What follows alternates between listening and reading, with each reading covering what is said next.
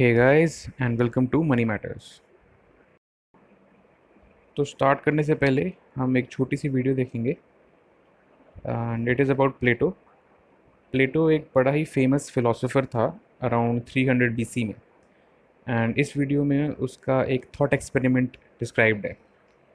तो basically thought experiments होते क्या हैं? तो थॉट एक्सपेरिमेंट्स ऐसे एक्सपेरिमेंट्स होते हैं जिनको करने के पैसे नहीं लगते। और क्यों नहीं लगते? क्योंकि वो हमारी माइंड में होते हैं। और ये थॉट एक्सपेरिमेंट्स हम अपनी लाइफ में डेली करते हैं। जैसे फॉर एग्जांपल जब घर में कोई ये क्वेश्चन करता है कि आज रात को क्या खाना खाओगे, तो हम सब एक तरीके का थॉट एक्सपेरिमेंट कर रहे हैं टू सी कि given our particular mood and recently घर में क्या बना था, उसके हिसाब से सजेस्ट करते हैं कि आज क्या खाएंगे। सिमिलरली अगर हाइपोथेटिकली तुम किसी फॉरेन कंट्री में घूमने जाओ और तुमने वहाँ की लैंग्वेज नहीं आती सपोज, एंड तुम्हारे सामने एक अजीबो गरीब डिश ला के रख दी जिसमें लाइव इंसेक्ट्स चलते दिख रहे हैं तुम्हें, तो you don't need to eat it to know that you won't like it. अब तुम लोगों को मजाक लग रहा है, बट अल्बर्ट आइंस्टाइन ने जनरल थ्योरी ऑफ रिलेटिविटी एक थॉट एक्सपेरिमेंट करके ही डिस्क्राइब करी थी। Anyways let's watch the video.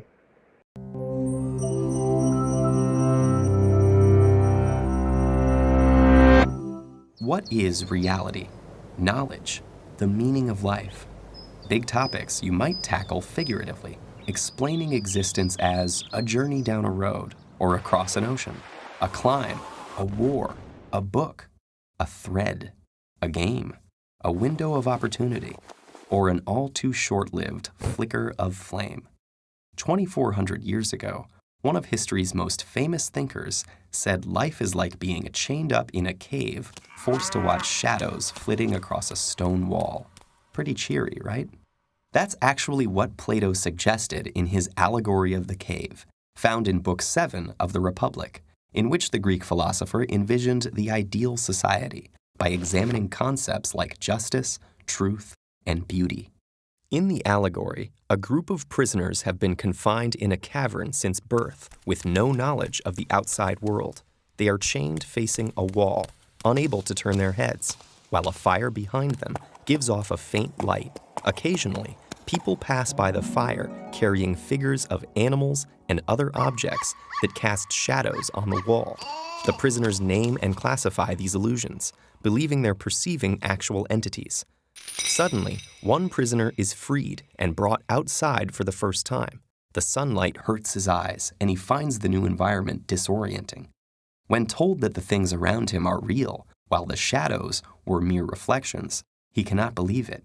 The shadows appeared much clearer to him, but gradually his eyes adjust until he can look at reflections in the water, at objects directly, and finally at the sun, whose light is the ultimate source of everything he has seen. The prisoner returns to the cave to share his discovery, but he is no longer used to the darkness and has a hard time seeing the shadows on the wall. The other prisoners think the journey has made him stupid and blind and violently resist any attempts to free them. Plato introduces this passage as an analogy of what it's like to be a philosopher trying to educate the public. Most people are not just comfortable in their ignorance, but hostile to anyone who points it out. In fact, the real-life Socrates was sentenced to death by the Athenian government for disrupting the social order, and his student Plato spends much of the Republic disparaging Athenian democracy, while promoting rule by philosopher kings. With the cave parable, Plato may be arguing that the masses are too stubborn and ignorant to govern themselves. But the allegory has captured imaginations for 2,400 years because it can be read in far more ways.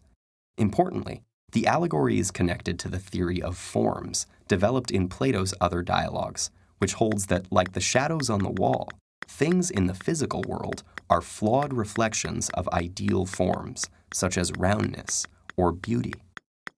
In this way, the cave leads to many fundamental questions, including the origin of knowledge, the problem of representation, and the nature of reality itself. For theologians, the ideal forms exist in the mind of a creator. For philosophers of language viewing the forms as linguistic concepts, the theory illustrates the problem of grouping concrete things under abstract terms. and others still wonder whether we can really know that the things outside the cave are any more real than the shadows. As we go about our lives, can we be confident in what we think we know? Perhaps one day a glimmer of light may punch a hole in your most basic assumptions. Will you break free to struggle towards the light, even if it costs you your friends and family? Or stick with comfortable and familiar illusions? Truth or habit? Light or shadow? Hard choices, but if it's any consolation, you're not alone. There are lots of us down here.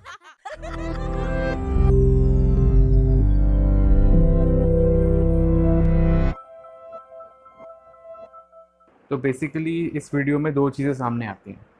First, एक बार जब तुम केव से निकल जाते हो तो वापस केव में जाके रह पाना is next to impossible. And second, things are not always what they seem to be. अपनी सराउंडिंग्स को क्वेश्चन करना हमारा काम है। ये चेक करना कि जो चीज़ें हम कल सोचते थे क्या वो आज भी उतनी ही वैलिड हैं, ये भी चेक करना हमारा ही काम है। रहने वाले तो केव में भी शायद खुश उतने ही खुश थे जितना कि केव के बाहर वाला था। अब केव के अंदर रहना बेटर है या बाहर रहना, ये तुम्हारा डिसीजन है। तो फ्रांसिस स्कॉट फिट्जरल्ड एक अमेरिकन नॉवेलिस्ट था। उसने बहुत ही फेमस बुक लिखी थी जो मैंने तो नहीं पढ़ी, बट उस नाम की मूवी ज़रूर देखी है मैंने, द ग्रेट गैट्सबी। उसने एक बड़ी फेमस कोट कही है, the test of a first rate intelligence is the ability to hold two opposed ideas in the mind at the same time and still retain the ability to function. तो basically what he is trying to say इसकी life में opposing ideas हमेशा होते हैं, but उनको balance करते हुए भी हमें अपने डिसीजन लेने पड़ते हैं। एंड जो इंसान की डिसीजन मेकिंग को बैलेंस कर पाता है वही सच में जीनियस है। जैसे फॉर एग्जांपल, मान लो एक पेशेंट है जिसको कोलोनिक ऑब्स्ट्रक्शन है ड्यू टू सम रीज़न, से सिग्मोइड वॉल्वुलस है, कुछ भी है। अब तुम्हारे पास इमरजेंसी में आया है तो सर्जरी वाले क्या करते हैं, कोलोस्टमी करके डीकम्प्रेस कर दो भैया उसको, फिर बाद में देख लेंगे कि क्या कॉज है, उसको कैसे ठीक करना है। अब अगर सर्जरी से पहले कोई रिलेटिव तुमसे आके पूछता है कि डॉक्टर साहब ये ऑपरेशन सेफ तो है ना, तो अज्यूमिंग कि सर्जरी रेजिडेंट का मन है ऑपरेट करने का, तो वो क्या बोलेगा कि हाँ बिल्कुल सेफ़ है। बट अगर वो रिलेटिव यही क्वेश्चन पूछे कि डॉक्टर साहब हमारा पेशेंट बच तो जाएगा ना, तो यूजुअली इसका आंसर ना एकदम श्योर शॉट येस नहीं होता कभी भी। And at this point the resident usually explains कि देखो साइड इफ़ेक्ट तो किसी भी प्रोसीजर के हो सकते हैं, ठीक है ना, तो कुछ भी हो सकता है, कह नहीं सकते। तो मतलब on one hand basically surgeon agree कर रहा है कि हाँ इट इज़ सेफ़, बट वहीं पे पेशेंट को ये भी बोल रहा है कि देखो कुछ भी हो सकता है, कॉम्प्लिकेशन हो सकती है। अब अगर किसी नॉर्मल इंसान से पूछो कि क्या तेरी कोलोस्टमी कर दें, तो वो क्या बोलेगा, ये पागल हो गए हो क्या। तो फिर उस पहले वाले पेशेंट्स की हम क्यों करने को रेडी हैं और उस नॉर्मल इंसान की क्यों नहीं कर रहे। तो डिफरेंस है पेशेंट का, सिचुएशन का बेसिकली। बिल्कुल वैसे ही लाइफ में कई सिचुएशंस में एकदम डायगनली ऑपोजिट, एकदम कॉन्ट्राडिक्टरी व्यूज़ साइमल्टेनियसली करेक्ट होते हैं, बट हमें फिर भी रिस्क बेनिफिट रेशो कैलकुलेट करके कुछ ना कुछ डिसीजन बना के आगे चलना पड़ता है। तो नेचर ऑफ लाइट को देखते हैं। तो पहले ये माना जाता था कि देखो लाइट एक वेव जैसी होती है, और डबल स्लिट एक्सपेरिमेंट्स वगैरह में ये क्लियर कट प्रूव हो गया। And then everybody was like हाँ हाँ भाई लाइट तो वेव है। फिर फोटो इलेक्ट्रिक इफेक्ट एक्सप्लेन करते टाइम एल्बर्ट आइंस्टाइन ने प्रूव कर दिया कि देखो लाइट का एक पार्टिकल टाइप नेचर भी होता है। अब एक कह रहा है कि देखो लाइट का वेव नेचर भी है और दूसरा कह रहा है कि पार्टिकल नेचर भी है। तो भाई लाइट है क्या फिर फाइनली। और मतलब पार्टिकल और वेव में ज़मीन आसमान का फ़र्क होता है। मतलब पार्टिकल तो पार्टिकल है, एक जगह पे लोकलाइज रहता है, एग्जिस्ट करता है, मैटर है। बट वेव मतलब बोले तो multiple waves can exist simultaneously eight the same time in the same exact location. मतलब उनमें बहुत डिफरेंस होता है। अब सेम चीज़ बिल्कुल अल्कोहल के साथ भी है। तो बेसिकली मिसिसिपी में alcohol was band in 1950s। तो इसके चलते नोवा स्वीट करके यूएस का एक जज था जिसने 1952 में एक बहुत ही फेमस स्पीच दी थी कॉल्ड इफ़ बाय विस्की। तुम गूगल पे पूरी स्पीच भी पढ़ सकते हो। तो उस स्पीच के कुछ पार्ट्स मैंने यहाँ पे दिखाए हैं। स्पीच के इस पार्ट में उसने बेसिकली अल्कोहल के नेगेटिव एस्पेक्ट को दिखाया है। अब उसी स्पीच में जज ने अल्कोहल के गुड भी कहे हैं। एक बार पॉज करके उस स्पीच को आराम से पढ़ो।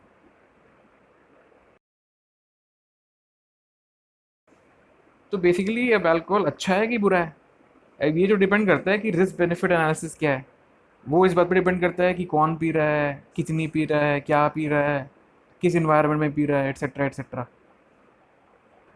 अब लेट्स से एक सर्जन का एग्जांपल ले लेते हैं।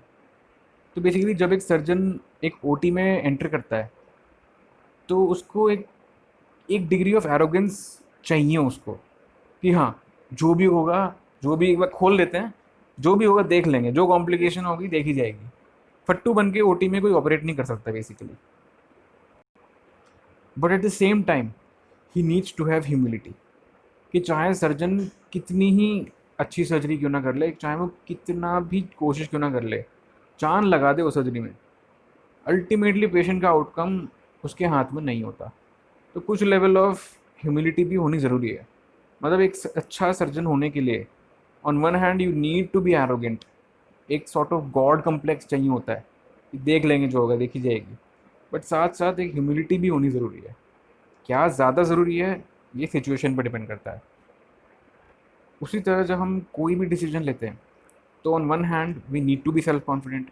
अब अपने आप पे तो भरोसा होना ही चाहिए ना, कि हाँ जो कर रहे हैं ठीक ही कर रहे हैं।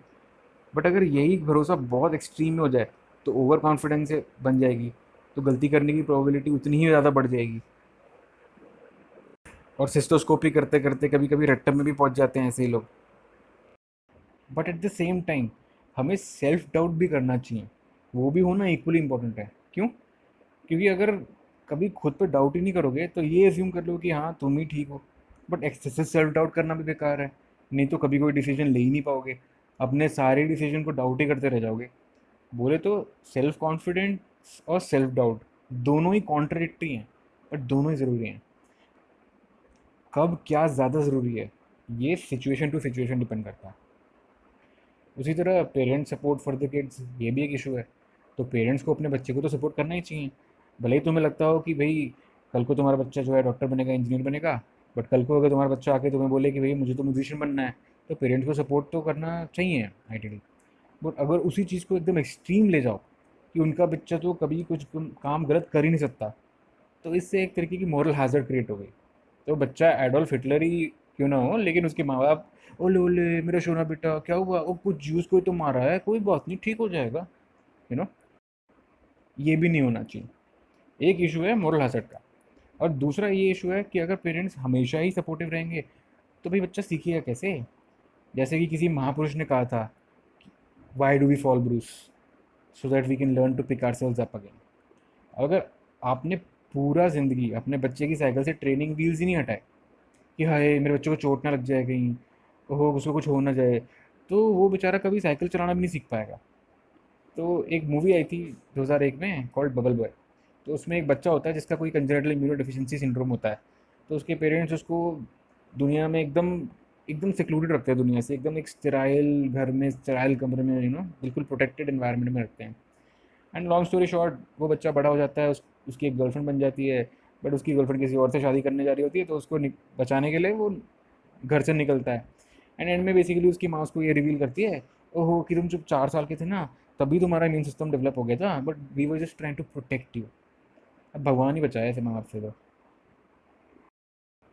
But on the other hand, अगर पेरेंट्स अपने बच्चे को कभी भी सपोर्ट नहीं करेंगे, तो बच्चा अपने पेरेंट्स को कभी ट्रस्ट ही नहीं करेगा, कभी उनसे बातचीत ही नहीं होगी, कभी कोई रिलेशनशिप ही नहीं बिल्ड हो पाएगी, which is also not a good thing. तो बेसिकली दोनों स्टेटमेंट्स कॉन्ट्रडिक्टरी हैं, बट साइमल्टेनियसली दोनों करेक्ट भी हैं। अब डिफरेंट टाइम्स पे दोनों में से शायद एक ज़्यादा करेक्ट होती है, but deciding when to do what, that is the true mark of genius. अब coming to the subject of money. अब हम सबको पता है कि मनी इज़ इम्पॉर्टेंट, कुछ लोगों के लिए प्रॉब्ली सबसे इम्पोर्टेंट चीज़ वही है। बट अगर एक्सेसिवली ऑब्सेस करोगे कि बस पैसा पैसा ही सब कुछ है, तो सारा टाइम सिर्फ पैसे की ही टेंशन में मर जाओगे। But life is like a journey, and उसका जो फ्यूल है ना, वो मनी है। But worrying about money all the time is like worrying about getting more fuel in your car and forgetting about the trip. It's like कि तुम कहीं trip पे कहीं जा रहे हो, लेट्स से किसी और सिटी में, इन अ कार, एंड वहाँ के सिर्फ पेट्रोल पंप घूम के आ गए। बट कुछ लोग ऐसे भी हैं जो ये सोचते हैं कि नहीं नहीं पैसा, ये तो बनियों का काम है, मैं तो हैशटैग नोबल प्रोफेशन में हूँ, मैं क्यों सोचूं इसके बारे में। बट ऐसे लोग लाइफ में कभी कुछ ऐसे डिसीजंस बना लेते हैं which will lead to sure short ruin. It is like going on a trip but without any fuel. दोनों ही थॉट्स अबाउट मनी सही भी हैं बट कॉन्ट्राडिक्टरी भी हैं। बट कब कौन सा ज़्यादा सही है ये डिसाइड करना इंपॉर्टेंट है। अब coming to how I used to think about money, तो पहले मेरे पैसे से रिगार्डिंग कुछ बिलीव्स थे। अब सही थे या गलत थे ये तो नहीं पता, but it was what it was.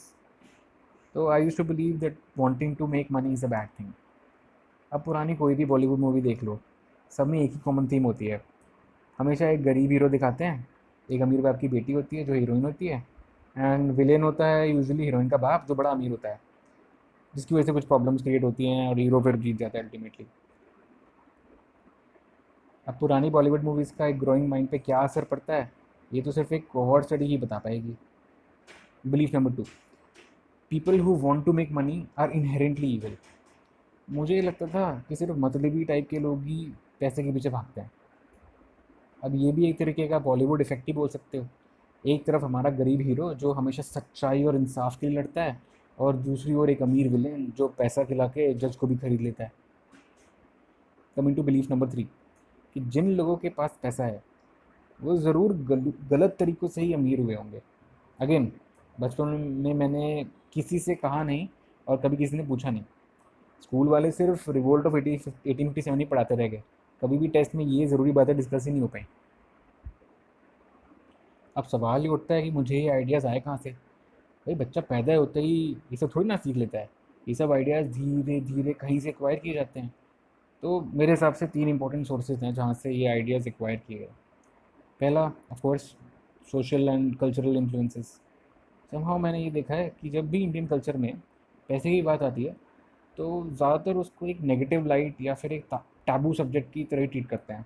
मतलब हमें 6, 7, 8 में रामायण महाभारत की कहानियाँ तो पढ़ाई जाती हैं और समझाया गया जाता है कि देखो, अच्छा होना ही ज़रूरी है, सैक्रिफाइस करना एक वर्च्यू है, यू नो अंतरात्मा की शुद्धिकरण यही इम्पोर्टेंट है। बट इन सब कामों के लिए भी पैसा चाहिए, ये किसी ने नहीं बताया। राम लक्ष्मण सीता के सैक्रिफाइसेस पे तो बड़ा फोकस किया गया, बट उनकी वेल्थ को कभी डिस्कस ही नहीं किया गया, वो इतने अमीर हुए कैसे। रावण की बुराई तो बड़ी करी गई, बट एक आदमी ने ये सोने की लंका कैसे बना ली ये नहीं बताया। वैसे तो इंडियंस बड़े प्राउडली अपने आप को बोलते हैं कि वो पुराने ज़माने में ना इंडिया को सोने की चिड़िया बोलते थे। तो भैया उस बेचारे ने सोने की लंका बनाई थी, उसके लिए इतनी नेगेटिव फीलिंग्स क्यों आती हैं। अब ऐसा क्यों है ये तो बड़ा कम्प्लेक्स इशू है, but this is what I feel. अब सेकंड सोर्स, फैमिली इन्फ्लुएंस। अब ये भी शायद एक social and socio cultural influence से लिंक्ड है। अब मेरी फैमिली में यूजुअली पैसा इज़ कंसिडर टैबू सब्जेक्ट। अगर तुम किसी से भी जाके पैसे से रिलेटेड बात करते हो तो तुम्हें ये तो मनी माइंडेड है ऐसा लेबल कर देते हैं, एंड वो भी एक नेगेटिव सेंस में, अच्छे सेंस में नहीं। अब मुझे स्कूल जाके ये तो समझ आता था कि बड़े होके सब लोग जॉब पे जाते हैं, मेरे पेरेंट्स भी जॉब पे जाते हैं, बट क्यों जाते हैं, पैसा क्यों ज़रूरी है, ये सब कभी कोई डिस्कस नहीं करता था। और स्कूल में डिस्कस नहीं करेगा तो दूसरा ऑप्शन एक ही बचता है, घर पे पूछो। अब घर पे आप सेक्स, कॉन्ट्रसेप्शन, फाइनेंसेस और रिचुअल्स, इनसे रिलेटेड कोई बात नहीं कर सकते। वो अलग बात है कि ये सब बहुत इंपॉर्टेंट चीज़ें होती हैं लाइफ में, बट सबकॉन्शियसली यही मैसेज मिलता था कि these are no go areas, खुद ही देख लो कैसे देखना है तुम्हें। आई अंडरस्टैंड कि सबकी फैमिलीज डिफरेंट होती हैं एंड एटीट्यूड्स डिफरेंट होते हैं, but I am telling my own experiences. अब थर्ड सोर्स है history of India.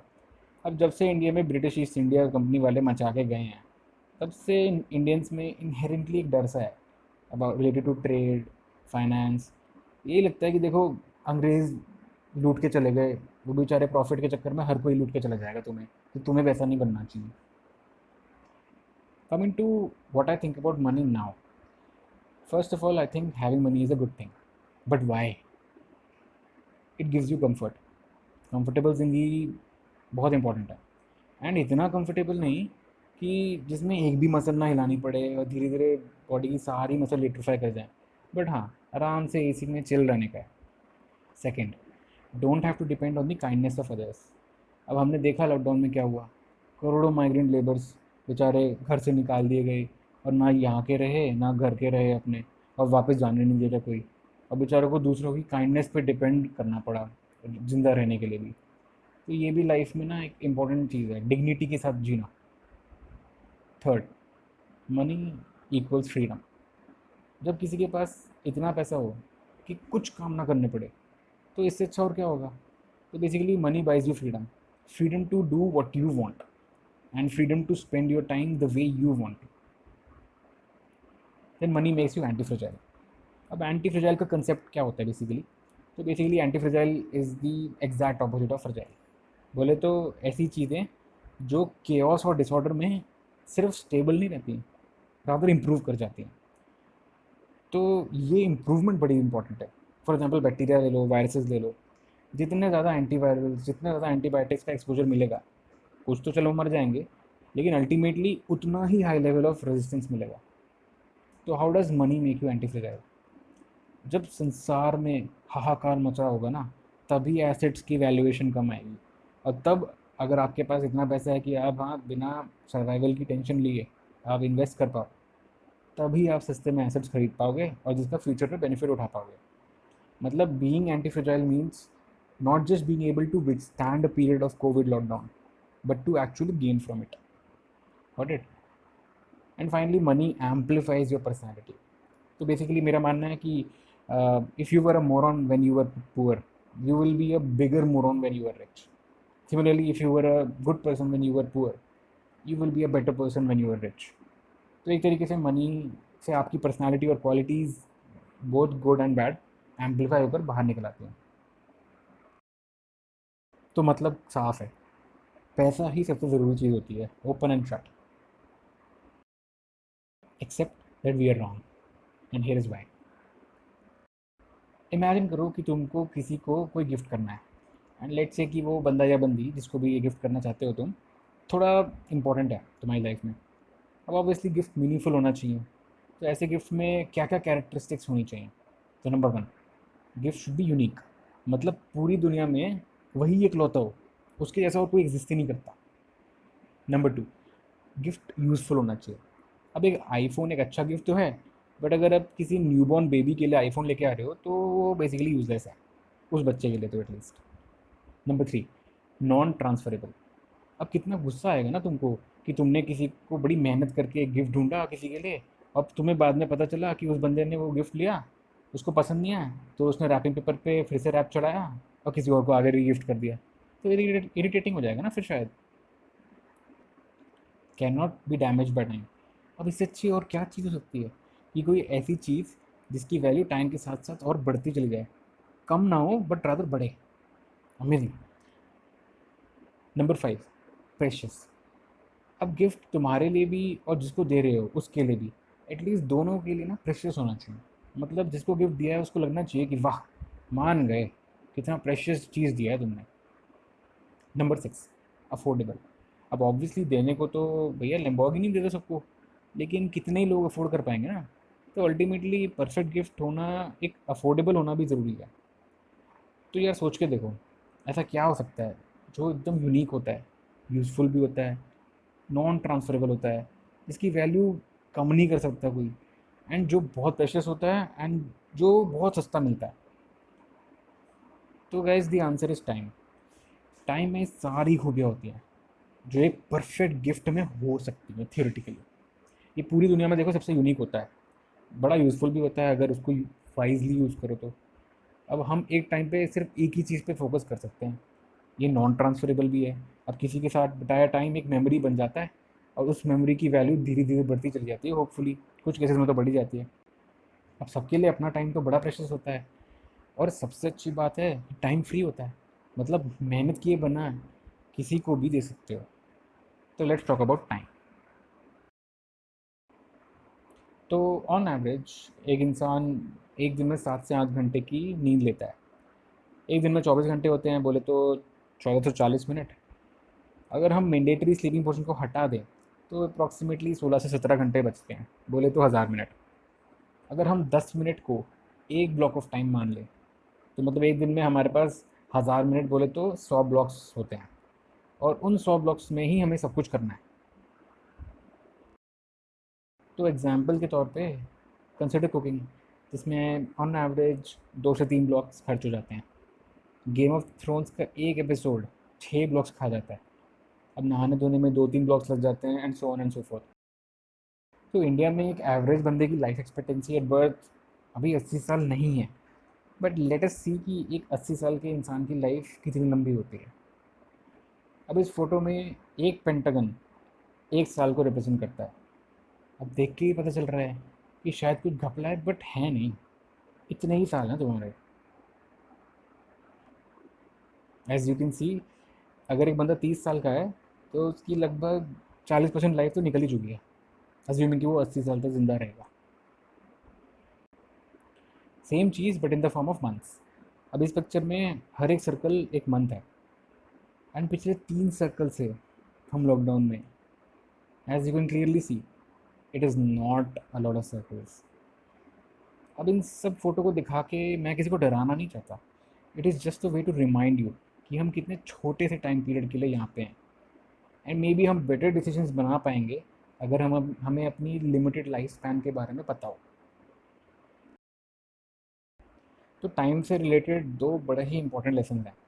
Lesson number 1, you have a limited amount of time, and lesson number 2, everybody has the same time in a day. बोले तो you should understand that एक दिन में fix 24 घंटे ही होते हैं, जो बहुत ज़्यादा नहीं होते, but at the same time तुम्हें भी वही 24 घंटे मिले हैं जो कि वॉरेन बफेट को मिले हैं, या बिल गेट्स को मिले हैं, या जेफ बजूस को मिले हैं। तो कुछ उखाड़ सको तो उखाड़ लो। तो इतना तो समझ पड़ता है कि दुनिया में सबसे इम्पोर्टेंट चीज़ टाइम है। बट जब भी मैं अपने आसपास वाले लोगों को देखता हूँ ना, तो मुझे एक बड़ी ही पैराडॉक्सिकल सिचुएशन दिखाई देती है कि सबको ये पता है कि time is the most valuable thing, but फिर भी हर कोई पैसे के पीछे क्यों भाग रहा है। तो इस पैराडॉक्स को समझने की कोशिश करते हैं with the help of a thought experiment. तो इमेजिन करो कि तुम्हारा बॉस, जहाँ भी तुम काम करते हो, तुम्हारे पास आके बोलता है कि देखो, from now on you will be working for free, can I count on you. अब इमेजिन करो कि तुम्हारा रिप्लाई क्या होगा। तो मेरे हिसाब से लोगों के बेसिकली 3 टाइप के रिस्पॉन्सेज हो सकते हैं। रिस्पॉन्स ए, मैं करूँगा, हाँ मैं करूँगा। ऑप्शन बी, वो लड़ाई करेंगे या स्ट्राइक पे चले जाएंगे। एंड ऑप्शन सी, वो अपना बोरिया बस्तर उठाएंगे और निकल देंगे कि भागो, ये तो पागल हो गया है। अब सवाल ये उठता है कि मेजॉरिटी लोग क्या चूज़ करेंगे। आई बिलीव कि in majority of the cases लोग शायद ऑप्शन बी या ऑप्शन सी चूज़ करेंगे। अब क्योंकि एक थॉट एक्सपेरिमेंट है, एक्चुअल रिजल्ट तो रियल लाइफ एक्सपेरिमेंट करके ही पता चलेंगे, but it is reasonably safe to say that the proportion of people choosing option A will definitely be less than the proportion of people choosing options B or C. अब question ये है कि why? Choose a job you love and you will never have to work a day in your life. Confucius. आज से approximately 2500 साल पहले ही बोला था इसने। आज भी प्रोबेबली उतना ही ट्रू है जितना इसके टाइम पे था। History never repeats itself, man always does. Voltaire, एक फ्रेंच फिलोसोफर एंड रेवोल्यूशनरी था। अब मैंने ये कोट यहाँ पे क्यों मेंशन करी, ये रिमाइंड करने के लिए कि हो सकता है हमारी लाइफ में कुछ नया एक्सपीरियंस आ रहा हो सकता है अच्छा हो सकता है बुरा हो, बट नया। एंड हमें हमेशा ऐसा ही लगता है कि यार ये क्या बकवास हो रहा है, या ये तो बड़ा अच्छा हो रहा है। What we fail to realize is कि जो भी हमारी आज सिचुएशन है, वो हिस्ट्री में कहीं ना कहीं किसी ना किसी के साथ ऑलरेडी हो चुकी है। हमारे साथ पहली बार हो रही होगी, लेकिन दैट डजंट मीन कि ये पहले कभी नहीं हुई किसी के साथ। इसलिए अगर दूसरों से सीखना चाहते हो तो the best thing to do कि हिस्ट्री पढ़ो। अब महाभारत पढ़ के ये मत सोचो कि अर्जुन कैसा था और भीष्म पितामह कैसे थे और वैसे बनना है, या कौरव कैसे थे, पांडव कैसे थे। ये सब पढ़ना यूजलेस है। ये देखो कि लोग कैसे रिस्पॉन्स करते हैं। ये देखो कि डिफरेंट डिफरेंट सिचुएशंस में लोग कैसे रिस्पॉन्ड करते हैं। ये पढ़ो कि भाई प्रॉपर्टी के चक्कर में आज भी भाइयों में लड़ाई होती है और उस टाइम भी होती थी। सिचुएशंस में चेंज, बट ह्यूमंस का response has remained the same. कुछ नहीं बदला। History never repeats, man always does. इस थॉट को काफ़ी गहराई में सोचो। कमिंग बैक टू आवर कनेंड्रम कि लोग कौन सा ऑप्शन चूज करेंगे और क्यों, तो उसको समझने के लिए let us understand the various types of activities. तो मोटा मोटा एक्टिविटीज़ 3 टाइप की होती हैं। एक कैटेगरी होती है वांट टू डू एक्टिविटीज़। इसमें वो एक्टिविटीज़ आती हैं जो तुम इर्रिस्पेक्टिव ऑफ मॉनेटरी बेनिफिट करते हो, जिससे तुम्हें कोई मज़ा मिलता है किसी तरीके का। कह सकते हो कि तुम्हारा शौक या हॉबी है, जैसे कि reading books, travelling, playing guitar etcetera. अब ये एक्टिविटीज़ तुम फ्री में भी करते हो। In fact most of the time तुम ये फ्री में ही कर रहे होगे। और क्यों कर रहे हो? क्योंकि इसमें मज़ा आता है, पैसे के लिए नहीं कर रहे। सेकेंड कैटेगरी उन टाइप की एक्टिविटीज़ आती हैं जिनको हम जॉब बोलते हैं। ये वो एक्टिविटीज़ हैं जिसका हमें कोई शौक नहीं है करने का, लेकिन वो करते क्यों हैं? पैसे के लिए। तो बेसिकली हमारी जॉब्स ऐसी ही होती हैं ज़्यादातर। और थर्ड कैटेगरी होती है which are have to do, but ये जॉब नहीं है, ये तो मस्ट नो कैटेगरी है। एंड शायद लॉकडाउन के बाद काफ़ी लोगों को ये बात समझ में आ रही होगी कि बर्तन साफ़ करना, खाना बनाना, ये सब भी मस्ट नो ही है। तो बेसिकली फर्स्ट ऑप्शन सिर्फ वही लोग चूज़ करेंगे जिनको वो एक्टिविटी करना पसंद है, नॉट बिकॉज कि उनको उससे कोई मॉनिटरी बेनिफिट लेना है, बट वो बस मज़े में करते हैं। पर प्रॉब्लम ये है कि जो चीज़ें हमें पसंद हैं यूजुअली, और जो हम खुशी खुशी फ्री में भी कर लेंगे, वो ज़्यादा पैसे नहीं देती। अब अगर मास्टरबेट करके पैसा बनता होता तो हर लड़का विक्की डोनर जितना अमीर हो जाता, but usually in my experience हर लड़का इतना अमीर नहीं है। अब तुम बोलोगे कि हाँ हाँ वो तो सब ठीक है, एक्टिविटी करनी चाहिए, वही करनी चाहिए जिसमें मज़ा आता है, बट इससे पैसे का क्या लेन देन? तो बेसिकली अगर आप किसी ऐसी जॉब में हो जो आपको इतनी अच्छी लगती है, और इतनी ज़्यादा अच्छी लगती है कि शायद तुम वो फ्री में भी करने को रेडी हो जाओ, एंड उसमें अच्छा खासा पैसा बन जाता है, तो कंग्रेचुलेशंस, आप लोगों के लिए आगे टॉक सुनने की ज़रूरत नहीं है, आप जाके सो जाओ। But majority of the people वो सेकंड कैटेगरी की एक्टिविटीज़ में है कि जॉब है तो सही, बट कुछ खास पसंद नहीं है, जॉब से भी प्यार नहीं करते, पैसे के लिए कर रहे हैं। अब ऐसे लोग बेसिकली क्या कर रहे हैं? ये लोग बेसिकली टाइम की शॉपिंग कर रहे हैं। They sell their time in a job and earn money in return. तो तुम दिन के 8 घंटे बेचो और वापसी में पैसे खरीद लो, बेसिकली यही तो है। तो यूजुअली व्हाट हैपेंस इज कि हम जॉब पे जाते हैं, उससे हमें पैसे मिलते हैं जिसे हम खर्च करते हैं, और बदले में गुड्स एंड सर्विसेज खरीद लेते हैं। अब सवाल ये है कि हम वो पैसा किस किस चीज़ों पे खर्च करते हैं। तो एक तो देखो बेसिक नेसेसिटीज़ ऑफ लाइफ, रोटी कपड़ा मकान टाइप, ठीक है। और सेकंड कैटेगरी होती है basically that category which is use to improve the quality of time which is spent outside the job. मतलब अगर आपने घर पे एसी लगवाया, तो 9 AM to 4 PM तो आप ऑफिस में ही थे, तब तो आपने इम्प्रूव की नहीं अपनी लाइफ। बट हाँ, बट आप जब घर पे वापस जाके एसी में बैठोगे तो दैट अमाउंट ऑफ टाइम, उसकी क्वालिटी इम्प्रूव हो गई। तो बेसिकली जब हम जॉब पे जाके टाइम बेचकर पैसा खरीदते हैं, उस पैसे का हम यूज़ क्या करते हैं? तो हम उससे अपनी बचे हुए टाइम की, जो जॉब के अलावा जो बच गया है, उसकी क्वालिटी इम्प्रूव करते हैं। धीरे धीरे जब क्वालिटी काफ़ी इम्प्रूव हो जाती है, तो उसके बाद हम क्वांटिटी भी खरीद लेते हैं। फॉर एग्ज़ाम्पल, सपोज़ आज एक आदमी है, साल के लेट से 12 लाख कमा रहा है, एंड उसके लिए वो दिन के 9 घंटे काम करता है। कुछ सालों बाद उसकी सैलरी बढ़ के फ्लैट से 50 लाख हो गई है साल की। अब वो सैलरी का क्या यूज़ करेगा? तो उसकी क्वालिटी ऑफ टाइम थोड़ी और इम्प्रूव होगी। अब लेट से ग्रेजुअली और उसकी सैलरी बढ़ गई है, अब उसकी सैलरी बढ़ के लेट से साल की 2-3 करोड़ रुपए हो गई है। अब धीरे धीरे उसे लगेगा कि यार इतना, उसके लिए 2-3 करोड़ रुपए के लिए मैं 9 घंटे क्यों काम करूँ, लेट से थोड़ा कम कर ले देता हूँ, लेट से 1.5 करोड़ ही हो जाएगा, लेकिन मैं 9 घंटे नहीं, मैं तो अब भाई 3 घंटे ही काम करूँगा। तो एज यू कैन सी, वो अपना टाइम जॉब पे कट करके अपना क्वालिटी टाइम बाय बैक कर रहा है। बट क्वेश्चन इज कि how much quality time can money possibly buy? And believe it और not, the answer is 24 hours in a day. अगर हम इसी चीज़ को ग्राफिकली रिप्रेजेंट करें तो कुछ इस टाइप का ग्राफ बनेगा। इनिशियली जैसे जैसे पैसा बढ़ता है, it can buy you more of quality time, but gradually जैसे जैसे पैसा बढ़ता चला जाता है, एक पॉइंट ऐसा आता है जब आपको काम करने की ज़रूरत नहीं है और आप घर बैठे पैसा कमा रहे होगे। तो एक तरीके से you have been able to buy back 24 hours of your life in a day, but beyond that point money can not buy you any more quality time. तो चलो एक रियल लाइफ एग्जांपल ही देख लेते हैं।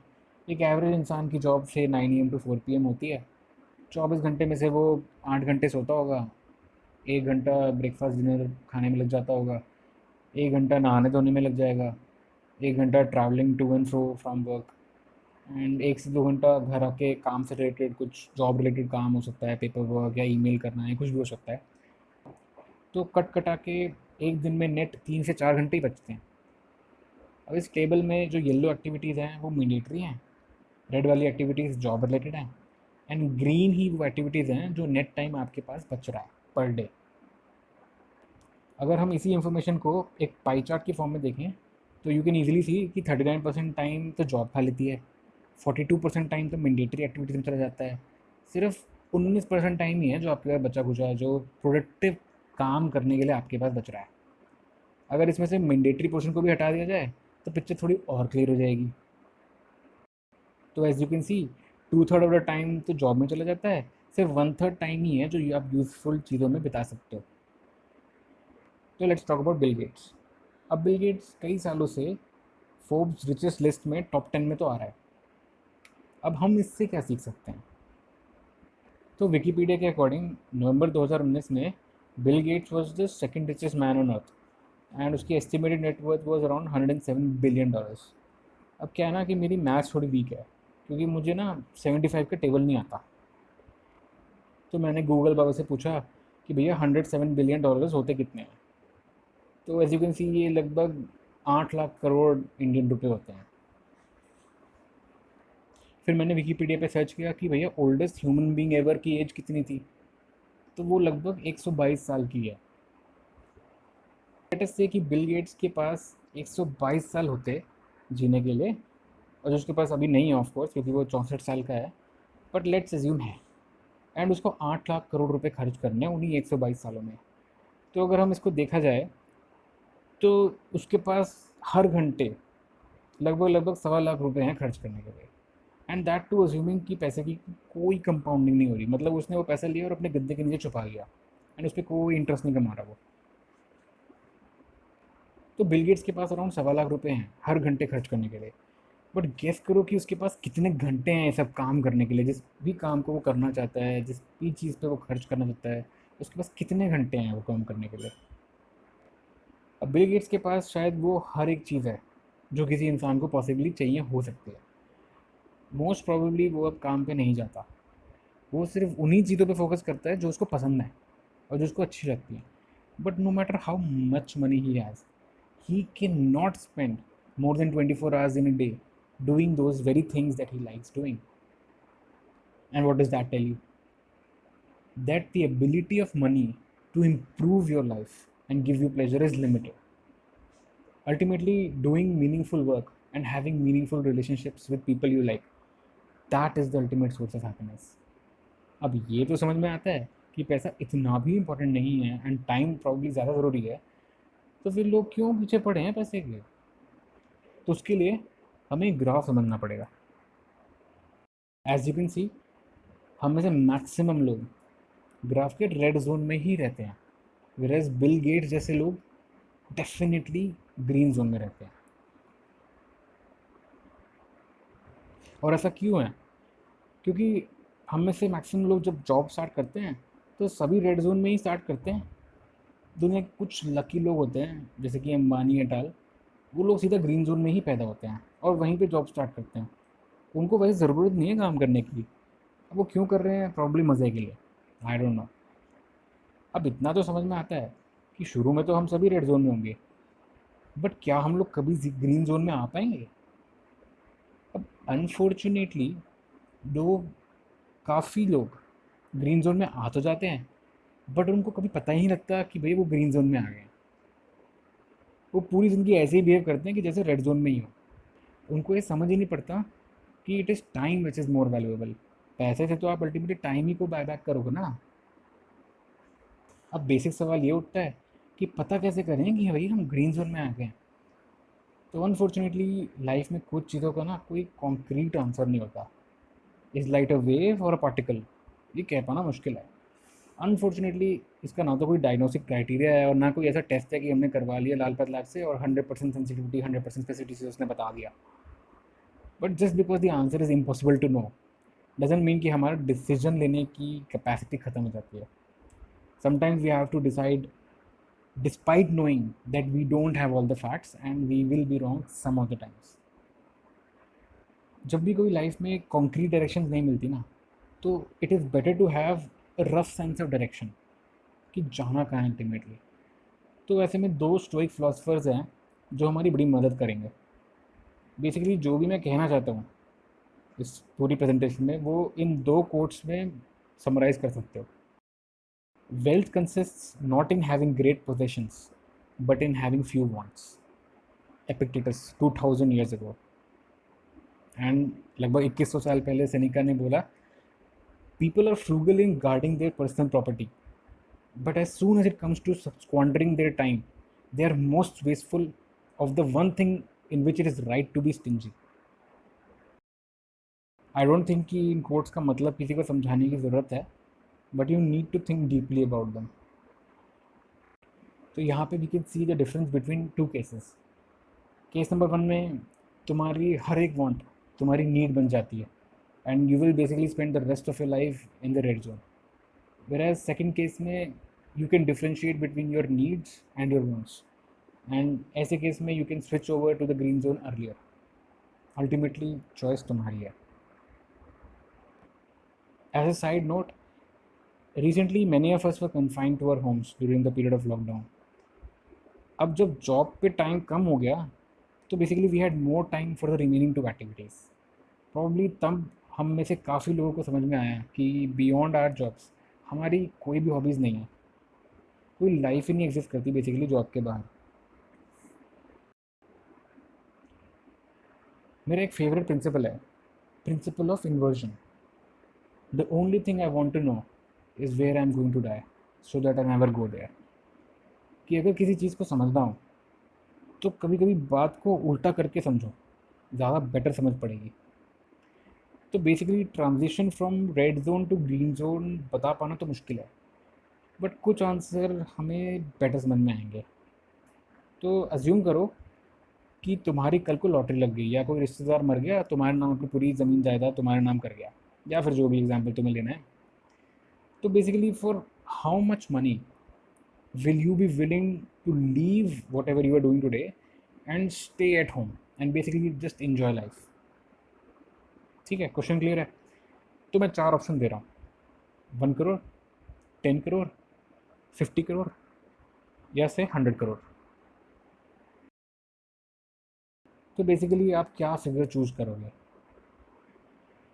अब तुमने जो एक फिगर चूज़ करी है उसे याद रखो, but in order to understand कि हमने जो फिगर चूज़ करी है वो सही है या गलत, let us explore 3 more questions. Question number 1, how many of you think that other people would have chosen the same or a higher figure as you? Question number 2, do you think that you will be successfully be able to accumulate that much wealth that you had selected? And question number 3, how many individuals are actually able to end up accumulating that much wealth? तो अब हम इन 3 questions के बारे में थोड़ा सा discuss करेंगे। तो क्वेश्चन नंबर 1, तुम में से कितनों को ये लगता है कि बाकी लोगों ने जो फिगर तुमने सेलेक्ट करी थी एटलीस्ट उतनी तो सेलेक्ट करी ही होगी या उससे हायर सेलेक्ट करी होगी? I guess most of us would choose कि कम से कम 50% लोगों ने तो हमसे ज़्यादा ही हायर फिगर चूज़ करी होगी at least. Coming to the second question, कि तुम में से कितने लोगों को लगता है कि वो सक्सेसफुली अपनी लाइफ में इतना समय इकट्ठा कर पाएंगे? हाँ हाँ, आई नो मेजॉरिटी लोगों को तो यही लगेगा कि हाँ 100% कॉन्फिडेंस है, हाँ बिल्कुल कर लेंगे। बट ये ना एक्चुअली बहुत ही ज़्यादा वेल रिसर्च टॉपिक है। तो बेसिकली 1965 में 2 साइंटिस्ट थे, तो उन्होंने एक साइकोलॉजी की जर्नल में एक पेपर पब्लिश किया था, काफ़ी फेमस पेपर है। तो basically what they did was कि उन लोगों ने 2 ग्रुप ऑफ ड्राइवर्स लिए और उनसे पूछा कि अपने ड्राइविंग स्किल्स को रेट करो कि अगर नेशनल लेवल पे देखा जाए तो आपकी in terms of driving skills कितनी परसेंटाइल रैंक आएगी। तो मज़े की बात ये थी कि उसमें से एक ग्रुप उन ड्राइवर्स का था जो अभी करंटली कैजुअलिटी में हॉस्पिटल में एडमिटेड थे due to car accident. And और तो और उनमें से 60% ड्राइवर्स का एक्सीडेंट पता है कैसे हुआ था? They were described as hit fixed object and overturned. मतलब बेसिकली किसी दूसरी गाड़ी से नहीं, किसी मूविंग ऑब्जेक्ट से नहीं, किसी चट्टान से या किसी खंबे से टकराकर गाड़ी पलट गई उनकी। और इतना ज़्यादा डेंजरस एक्सीडेंट था कि उनको हॉस्पिटल में कैजुअलिटी में भर्ती होना पड़ा। इमेजिन। तो जब दोनों ग्रुप ऑफ ड्राइवर्स के रिस्पॉन्सेस को उन्होंने एक्सप्लोर किया आगे, तब बड़े मज़े की बात सामने आई कि दोनों ही ग्रुप्स ऑफ ड्राइवर्स ने अपने आप को एक्सपर्ट करार दिया और बोला कि भैया हमारी रैंक तो 90 परसेंटाइल से ऊपर आएगी। इमेजिन करो। मतलब एक ग्रुप हुआ है जो अभी एक्सीडेंट हुआ है और अभी वो भी नॉन मूविंग ऑब्जेक्ट से, और अभी कैजुअलिटी में भर्ती हैं, और खुद को ऐसे कह रहे हैं कि नहीं नहीं मैं तो एक्सपर्ट हूँ, बाकी सब गधे हैं। तो basically what I want to say कि ओवर कॉन्फिडेंस एक नॉर्मल ह्यूमन ट्रेट है, और ये सिर्फ ड्राइविंग में ही नहीं, हमारी लाइफ की हर चीज़ में होता है। आई नो कि तुम में से मेजोरिटी लोगों को ये लगेगा कि जो भी सम तुमने सेलेक्ट किया था उसको तुम ईजिली अचीव कर लोगे, बट ऐसा सोचने में कोई गलत बात तो खैर नहीं है, बट थोड़ा ओवर कॉन्फिडेंस का रोल हो सकता है। तो लेट अस सी कि रिटायरमेंट बोले तो 60-65 की उम्र तक एक्चुअल में एवरेज इंडियन लोग कितना सम इकट्ठा कर लेते हैं। तो बेसिकली देखो, इंडिया में कोई रिटायरमेंट रिलेटेड डेटा कुछ खास है तो है नहीं, there is no research, but indirectly we can say कि भैया लोगों के पास कितना पैसा इकट्ठा हो जाता है रिटायरमेंट तक। तो as you can see, more than 75% of Indians have a net worth of less than $10,000। और इसमें ना सारी वेल्थ इंक्लूडेड होती है, including land and financial asset सब कुछ। बट सिर्फ इस फिगर को देख के ना हम कुछ खास कंक्लूड कर नहीं सकते कि एवरेज इंडियन के पास कितनी नेटवर्थ है। तो चलो लेट्स सी। अब इस ग्राफ में ना we can see the distribution of wealth in India. अब $100,000 लगभग लगभग हो गया 75 लाख रुपीज़। तो एज यू कैन सी कि मोर देन 75 लाख रुपीज़ वाली जो नेटवर्थ में आते हैं वो लेस देन 2% ऑफ इंडियंस हैं। But as per the last census of India, India has 6% of population above the age of 65। Of course clear cut figure calculate करना मुश्किल है, but you get the general idea कि average Indian बहुत अमीर तो retire नहीं होता। Coming to US which is one of the richest nations on earth. अब कम से कम वो लोग, वहाँ की गवर्नमेंट उनकी डेटा इकट्ठा करती है। तो ये डेटा डायरेक्टली यूएस सेंसस की वेबसाइट से लिया है मैंने। तो उन्होंने ना एज वाइज एवरेज वेल्थ बताई है कि इतने से इतने एज ग्रुप में एवरेज वेल्थ कितनी रहती है। तो as you can see, average wealth at age 65 is around $170,000। But obviously इसमें से मेजॉरिटी चंक जो है ना उनके घर की इक्विटी होती है। अब जिस घर में रह रहे हो उससे कुछ पैसे तो मिलने नहीं वाला। अब उस घर को अगर हम एक्सक्लूड कर दें तो रियल पिक्चर सामने आती है। तो on an average they retire with around $27,000। That's it. तो बेसिकली देखो, इन बातों से ना हमें 3 बातें क्लियर होती हैं। Point number 1, when it comes to us, हम लोग श्योर हैं कि मेजॉरिटी ऑफ पॉपुलेशन को एटलीस्ट जो हमने फिगर चूज़ करी है उससे तो ज़्यादा ही चाहिए होंगे रिटायर करने के लिए।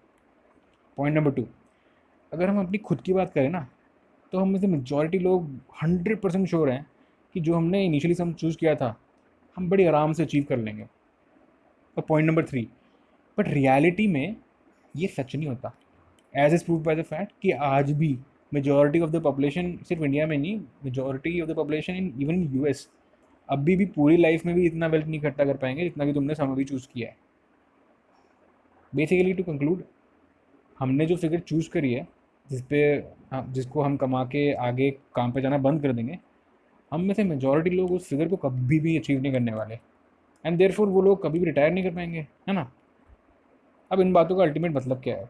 तो अल्टीमेट मतलब ये है कि 2 चीज़ें हो सकती हैं। या तो हमने जो फिगर सेलेक्ट करी है रिटायरमेंट से पहले इकट्ठा करने की, या तो वो फिगर बहुत अनरियलिस्टिकली हाई है, या तो हम अपने आप को कुछ ज़्यादा ही केपेबल समझते हैं कि हाँ हाँ हम तो कर ही लेंगे।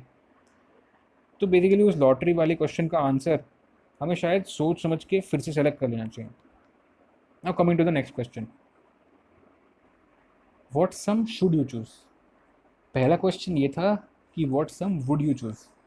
अब ये क्वेश्चन है कि what sum should you choose. अब भाई ये कैसे पता करें. तो बड़ा ही सिंपल सा सोल्यूशन है.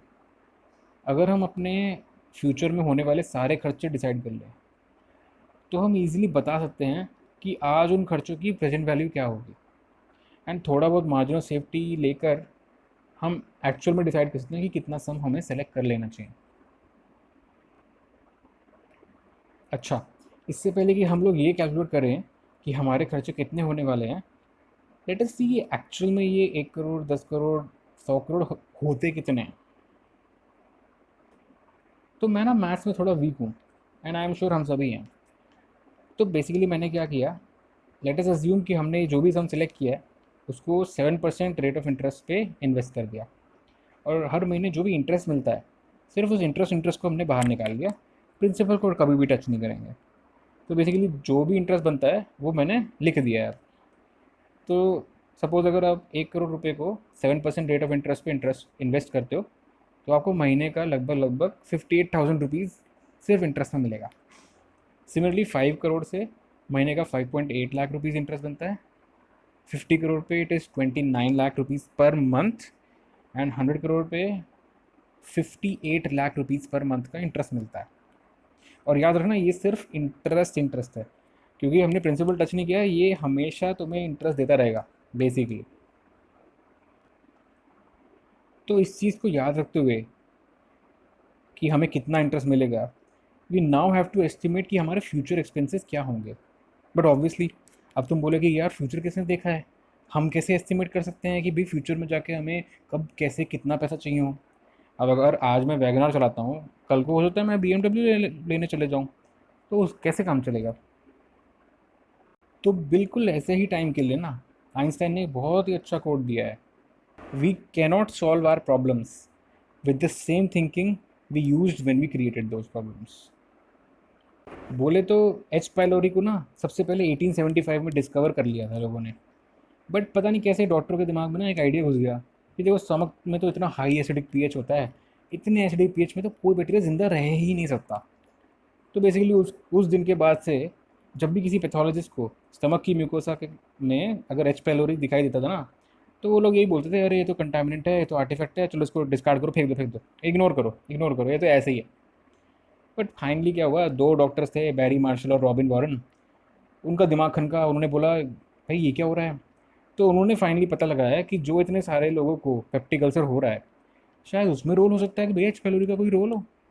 तो उन्होंने फाइनली 1983 में एक पेपर लिखा, ऑस्ट्रेलियन अकेडमी ऑफ गैस्ट्रोएंटरोलॉजी को उन्होंने पेपर लिखा कि भाई देखो ऐसा ऐसा है, हमारी ये फाइंडिंग्स हैं, और हो सकता है कि H pylori has a role in causing peptic ulcer disease. तो बाकी डॉक्टरों ने उनको क्या बोला ये तो भैया पागल हो गए हो तुम, ये क्या दकियानुसी फालतू ख्याल आते हैं, ऐसा कुछ नहीं होता है, ये एसिडिक पीएच में कौन नहीं रहता है, ये तो नॉन फैक्ट है, सबको पता है, ये तो है ही. तो बेसिकली उन लोगों ने वो पेपर रिजेक्ट कर दिया. फाइनली तो तुम्हें पता ही है कि मार्शल ने एक एच पाइलोरी का ब्रॉथ पिया एंड खुद को गैस्ट्राइटिस करवाया टू अल्टीमेटली प्रूव कि देखो हाँ वही है कॉज. एंड फाइनली एंड में उनको 2005 में नोबेल प्राइज़ भी मिला. बट द पॉइंट इज़ कि कभी कभी ना बिल्कुल out of the box thinking required होती है to solve a problem, and you just have to change the very assumptions that you are making. अब अपनी प्रॉब्लम ये है कि भाई फ्यूचर एक्सपेंसेस कैसे पता लगाएं. तो इसके लिए भी ना हमें अपनी अंडरलाइंग assumptions को ना चेंज करना पड़ेगा. बोले तो अपनी वैल्यूज़ चेंज करनी पड़ेंगी. मान लो एक आदमी को पॉइंट ए से पॉइंट बी जाना है, एंड उसके पास वहाँ जाने के दो ऑप्शन हैं. ऑप्शन ए है कि भैया लैम्बोर्गिनी में बैठ के जाए, और ऑप्शन बी है कि ऑटो रिक्शा में जाए. तो वो दोनों में से क्या चूज़ करना पसंद करेगा. तो इन जनरल हमारी सोसाइटी ऐसी सी है कि अगर एक बंदे को एक जगह से दूसरी जगह जाना है तो ही वुड रादर प्रेफर कि वो आधा घंटा लगा के लैम्बोर्गिनी में जाए, वो ज़्यादा सक्सेसफुल माना जाएगा. और अगर एक दूसरा बंदा है जो वही डिस्टेंस कम टाइम में, लेट से 20 मिनट में कवर कर लेगा इन एन ऑटो रिक्शा, तो वो गरीब माना जाता है. तो ultimately we have to ask कि भैया ये क्या हो रहा है. अब किसी के घर को ले लो, लोगों को इस बात में ज़्यादा मज़ा आता है कि उनके घर में 50 कमरे हों, भले ही उनमें से सिर्फ 2 ही आदमी रहते हो और 2 ही कमरे हैं जो एक्टिवली यूटिलाइज़ होते हैं, बाकी में कोई नहीं रहता, कोई यूज़ भी नहीं है। तो जितने बड़े-बड़े घर में जितने बड़े-बड़े कमरे होते हैं, उतना ही बड़ा आदमी माना जाता है। पता नहीं उनको किस चीज़ से मज़ा आता है। शायद उनको खाली कमरे रखने में मज़ा आता है, शायद उन खाली कमरों की सफाई करने में और मेंटेनेंस देने में मज़ा आता है, या फिर नौकरों रख जो उनकी सफाई करे उनको पैसा देने में मज़ा आता है। तो एग्ज़ैक्टली मुझे पता नहीं कि रीज़न क्या है, but our society is like this only. उन चीज़ों को एक्वायर करने या यूज़ करने में तुमने कितना पैसा वेस्ट किया है, इस पे जज किया जाता है कि तुम कैसे हो। तो आजकल हमारी करंट वैल्यू सिस्टम क्या कहती हैं कि भैया अगर किसी को कोई प्रॉब्लम है तो सोल्यूशन रेडी है, बस तुम खरीद लो जाके एंड तुम्हारा काम हो जाएगा, बस दैट्स इट। क्या तुम्हारा बच्चा पढ़ाई में कमज़ोर है, चलो ट्यूशन स्टार्ट कर दो, बस पैसे खर्चो, ट्यूशन वाले भैया को बुलाओ, ठीक हो जाएगा। अरे भैया कोई उससे पूछो तो सही, बच्चे से क्यों नहीं पढ़ रहा, क्यों नंबर नहीं आ रहे, पूछो तो सही कॉज क्या है, क्या होता है डिस्लेक्सिया होती है बंदे को, और क्या क्या पता उसका मन इसलिए नहीं लगता क्योंकि वो डांसर बनना चाहता है, शायद वो क्रिकेटर बनना चाहता हो। जब तक कॉज नहीं एवेलुएट करोगे, सिर्फ सोल्यूशन खरीद लोगे, तो उससे कुछ होने नहीं वाला आपका।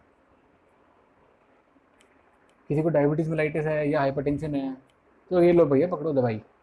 अबे हाथी के बच्चे बन गए हो, थोड़ा वेट लूज़ करना पड़ेगा, बट कौन करे ना, दवाई खाना ज़्यादा ईजी है, रोज़ सुबह आधा घंटा जिम पे जाना या फिर रनिंग करना ज़्यादा मुश्किल है, तो कौन ही करेगा ना। तो बेसिकली अगर आपको अपने खर्चे कम करने हैं, तो किसी 4 पेज के 10 ways to save more money ऐसे नाम के आर्टिकल पढ़ के ना घंटा कुछ नहीं भरने वाला तुम्हारा। नहीं तो वो जो न्यूज़ वाले जो ये आर्टिकल लिख रहे हैं, वही ना सबसे अमीर होते। अपने को चाहिए एक ज़ोर का झटका, ज़ोर से बोले तो बिल्कुल extreme change in value system, in extreme change in mindset. As far as I am concerned, मैं ये मानता हूँ कि कभी भी पैसा इकट्ठा करने के लिए इनकम पे ज़्यादा फोकस नहीं करना चाहिए, एक्सपेंसेस पे फोकस करना चाहिए। क्यों? क्योंकि भैया देखो, इनकम आज है कल नहीं है, हो सकता है कल को ख़त्म हो जाए, हो सकता है कल को लॉकडाउन हो जाए, तुम्हारी जॉब चली जाए, बिल्कुल ही ख़त्म हो जाए इनकम। तो basically income is transient, but expenses are for ever. तो इस फिगर में हम क्लियरली देख सकते हैं कि जब तक हम कमाना चालू नहीं करते, तब तक क्या हमारे एक्सपेंसेस होते हैं? हाँ बिल्कुल होते हैं। क्या हमारी इनकम होती है? कुछ नहीं होती। सिमिलरली रिटायरमेंट के बाद क्या आपके एक्सपेंसेस होते हैं? हाँ बिल्कुल होते हैं। क्या इनकम होती है?